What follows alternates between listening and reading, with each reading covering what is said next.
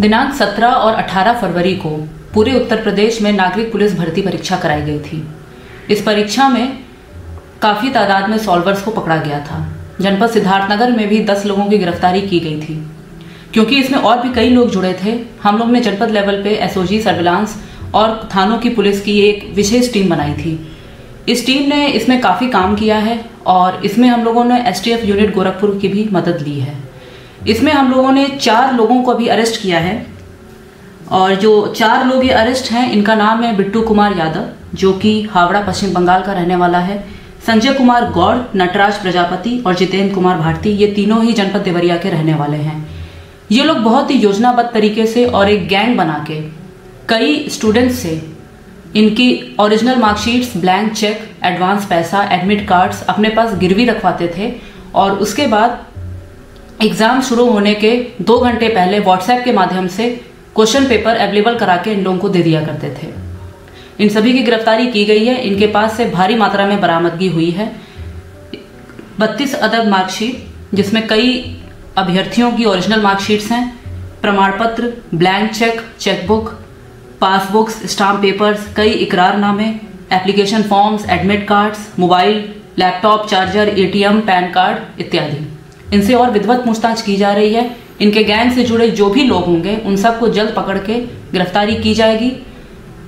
419, 420, 467, 68, 71, 120B और 6/10 उत्तर प्रदेश सार्वजनिक परीक्षा अधिनियम का अपराध इन्होंने किया है और आगे इनके ऊपर गैंगस्टर की भी कड़ी कार्रवाई की जाएगी। यूपी पुलिस कांस्टेबल की लिखित भर्ती परीक्षा को अब रद्द कर दिया गया है। यूपी के मुख्यमंत्री योगी आदित्यनाथ ने कहा है कि परीक्षाओं की पवित्रता के साथ कोई समझौता नहीं किया जाएगा और युवाओं की मेहनत से खिलवाड़ करने वालों को किसी भी कीमत पर बख्शा नहीं जाएगा तथा पेपर को अब अगले 6 महीने के बाद पूरी शुचिता से आयोजित किया जाएगा। ये परीक्षा 17 और 18 फरवरी को यूपी पुलिस कांस्टेबल के 60,244 पदों के लिए 75 जिलों में 2,385 परीक्षा केंद्रों पर कुल 4 शिफ्टों में आयोजित की गई थी। बता दें कि इस परीक्षा के पेपर लीक होने की खबरें सामने आ रही थीं, जिसके बाद उम्मीदवारों व विपक्ष के भारी विरोध तथा चुनावों के सन्निकट होने के चलते आनन फानन में सरकार ने परीक्षा को रद्द कर दिया है। मित्रों, सारे टीवी चैनल योगी को हीरो बनाकर पेश कर रहे हैं, लेकिन किसी की इतनी औकात नहीं कि उनसे पूछ सके कि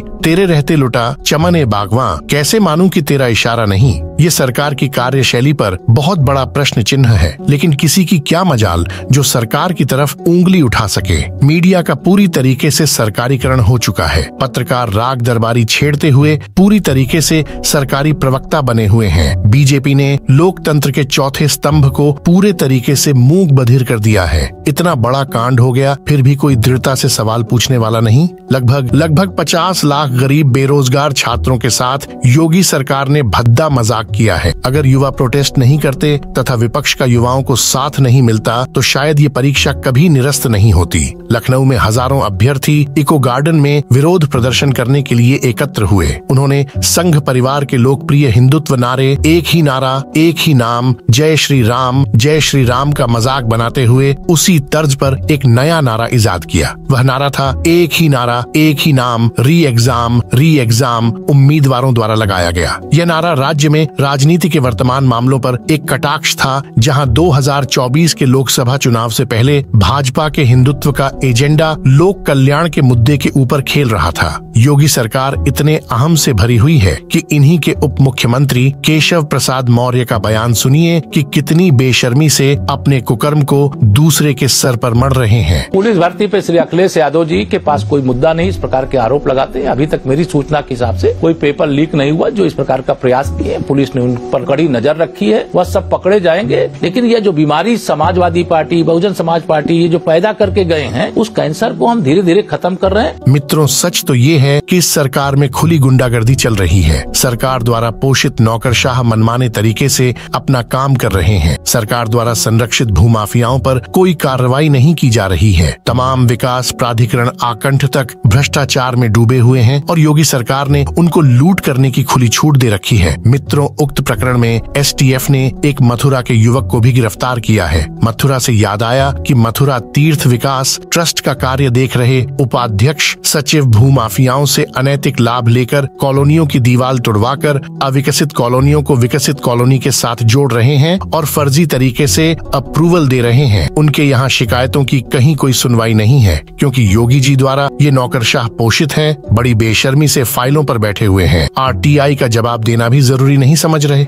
ये आलम है इस सरकार में भ्रष्टाचार का। अगर इस सरकार को कोई लेकर डूबेगा तो वो नौकरशाह ही लेकर डूबेंगे, क्योंकि वो सरकार के वश में नहीं है। सूबे के मुखिया को उसकी सरकार के कामकाज की खबर या तो मीडिया से मिलती है या नौकरशाहों से, तो मीडिया के पथभ्रष्ट होने के बाद नौकरशाह खुली मौज कर रहे हैं। मित्रों, जनप्रतिनिधि अगर जनता के बीच से जीत कर आए तो उसे जनता के दुख दर्द की खबर हो, लेकिन सारे विधायक योगी मोदी लहर में जीत कर आए हैं तो जनता से वैसे भी उनका कोई सरोकार नहीं है। धर्म की अफीम इस कदर बीजेपी ने जनता को चटाई है कि अगर आज की तारीख में बीजेपी एक लकड़ी को भी खड़ा कर दे तो वो भी जीत जाएगी। लोकतंत्र में विपक्ष का कमजोर होना ही तानाशाही का मार्ग प्रशस्त करता है। मोदी योगी को जिताओ, ये भले ही वर्तमान समय की आवश्यकता है और इसमें कोई दो राय भी नहीं है, लेकिन विपक्ष भी पूरी तरह खत्म न हो, ये भी जागरूक जनता की जिम्मेदारी है, क्योंकि स्वस्थ और मजबूत लोकतंत्र के लिए मजबूत विपक्ष भी बहुत जरूरी है। मित्रों, आखिर क्यों नहीं दृढ़ता से ये प्रश्न पूछा जाना चाहिए कि योगी जी तुम्हारे होते हुए इतने सारे पेपर क्यों लीक हो रहे हैं? हमें रहजनों से गिला नहीं, तेरी रहबरी का सवाल है। चूंकि मीडिया सरकार के कुकृत्यों को नहीं दिखा रही तो जनता को लगता है कि सब सही चल रहा है। गरीबों को रोटी और रोजगार मिलना राम मंदिर के बनने से भी करोड़ों गुना पवित्र काम है। विद्यार्थी रात दिन हाड़ तोड़ मेहनत कर कठोर परिश्रम करते हैं और पेपर लीक हो जाते हैं और मीडिया सरकार की वाहवाही करती है। क्या हम तार्किक रूप से इतना गिर चुके हैं? क्या हमारे बौद्धिक स्तर का इतना पतन हो चुका है कि जो मीडिया दिखाए हम उस पर ही भरोसा करें? क्या हम मानसिक रूप से इतने दिवालिया हो चुके हैं कि हमें ये नहीं पता कि पुलिस भर्ती परीक्षा कांड के असली गुनहगार कौन है? मित्रों, मीडिया ने तो सरकार को क्लीन चिट दे दी है। क्या आप भी यही मानते हैं? हमें कमेंट करके जरूर बताइएगा। मित्रों, सरकार का अहम टूटना ही चाहिए। इसका सारा श्रेय मैं छात्र एकता को देता हूँ, विपक्ष को देता हूँ। विपक्ष नहीं होता तो शायद एग्जाम भी कभी कैंसिल नहीं होता। आपने देखा ही होगा कि गोदी मीडिया किस तरीके से यू टर्न मार रही है। कल तक मीडिया पेपर लीक की खबरों को अफवाह और विपक्ष का मुद्दा बता रही थी और आज सरकार से प्रश्न पूछने के बजाय उल्टा योगी जी का गुणगान कर रही है, जबकि सरकार ने अपनी गलती मानते हुए इस परीक्षा को कैंसिल कर दिया है। मित्रों, ये पेपर कांड देश के लिए अच्छा संकेत नहीं है, युवाओं के लिए अच्छा संकेत नहीं है। भले ही भाजपा के अलावा कोई विकल्प नहीं दिखता, पर निश्चित ही इनकी कार्यशैली और नौकरशाहों पर इनकी कमजोर पकड़ देश और राज्य के लिए शुभ संकेत नहीं है। मित्रों, इससे पहले भी उत्तर प्रदेश में कई बार एग्जाम कैंसिल हो चुके हैं। उनका ठीकरा भी सरकार विपक्ष पर फोड़ता रहा है। कमजोर दुर्बल विपक्ष आखिरकार कर भी क्या सकता है? आपको पूरे घटनाक्रम से अवगत कराते हुए जानते हैं कि इससे पहले यूपी में योगी राज में पेपर लीक की घटनाएं कब कब हुई हैं। उत्तर प्रदेश लोक सेवा आयोग यूपीपीएससी ने समीक्षा अधिकारी आरओ और सहायक समीक्षा अधिकारी एआरओ भर्ती परीक्षा का आयोजन 12 फरवरी 2024 को किया था, जिसके बाद बताया गया है कि परीक्षा का प्रश्न पत्र व्हाट्सएप पर वायरल कर दिया गया है। वहीं मच्छटी में परीक्षा केंद्र एसएम नेशनल इंटर कॉलेज में optical mark recognition OMR sheet देर से खुली मिलने पर अभ्यर्थियों ने परीक्षा देने से इनकार कर दिया। उन्होंने सेंटर से बाहर आकर गेट पर हंगामा किया और पेपर लीक होने का दावा करते हुए परीक्षा रद्द करने की मांग की। वहीं अभ्यर्थियों का कहना है कि उन्होंने यूपीपीएससी को ईमेल के माध्यम से साक्ष्य भेजे जा रहे हैं। कई प्रतियोगी ने शपथ पत्र के साथ ईमेल किया है। हालांकि अधिकारियों ने किसी भी पेपर लीक से इनकार किया और कहा कि परीक्षा सुचारू और ईमानदारी से आयोजित की गई थी। उत्तर प्रदेश अधीनस्थ सेवा चयन आयोग यूपीएसएससी की ओर से 24 अगस्त 2021 को आयोजित की गई प्रारंभिक पात्रता परीक्षा पीईटी का प्रश्नावली लीक होने की खबरें सोशल मीडिया पर फैल गई थीं। बता दें, परीक्षा राज्य भर के 75 जिलों में 70,000 सीसीटीवी कैमरों की निगरानी में आयोजित की गई थी, जिसके बाद सोशल मीडिया पर पर यूपी पीईटी परीक्षा को रद्द कराए जाने की मांग उठने लगी थी। दूसरी तरफ उत्तर प्रदेश अधीनस्थ सेवा चयन आयोग से प्राप्त जानकारी के अनुसार यूपी पीईटी 2021 का पेपर लीक होने, परीक्षा रद्द किए जाने और फिर से परीक्षा आयोजन की सभी खबरों को गलत और भ्रामक बताए। बता दें, इस परीक्षा के लिए 20,71,000 उम्मीदवारों ने रजिस्ट्रेशन कराया था। उत्तर प्रदेश में शिक्षक पात्रता परीक्षा यूपीटीईटी की परीक्षा 28 नवंबर 2021 को होनी थी, जिसे रद्द कर दिया था। आदेश देते हुए कहा गया कि आज होने वाली यूपीटीईटी 2021 परीक्षा कथित पेपर लीक के कारण रद्द कर दी गई है। बता दें, जब परीक्षा रद्द की गई उस वक्त विपक्ष ने सरकारी नियमों के तहत परीक्षा रद्द करने पर सवाल उठाना शुरू कर दिया था। कांग्रेस ने भी योगी प्रशासन के दौरान रद्द हुई परीक्षाओं और डॉक्यूमेंट्स लीक को लेकर सवाल उठाए थे। उत्तर प्रदेश अधीनस्थ सेवा चयन आयोग यूपीएसएससी द्वारा 2 सितंबर 2018 को आयोजित ट्यूबवेल ड्राइवर जनरल सिलेक्शन परीक्षा 2016 का पेपर लीक हो गया था। इस मामले में एसटीएफ ने मेरठ से 11 आरोपियों को गिरफ्तार किया था। उत्तर प्रदेश पुलिस भर्ती एवं प्रोन्नति बोर्ड ने 25 और 26 जुलाई 2017 को इंस्पेक्टर ऑनलाइन भर्ती परीक्षा सीबीटी आयोजित की थी,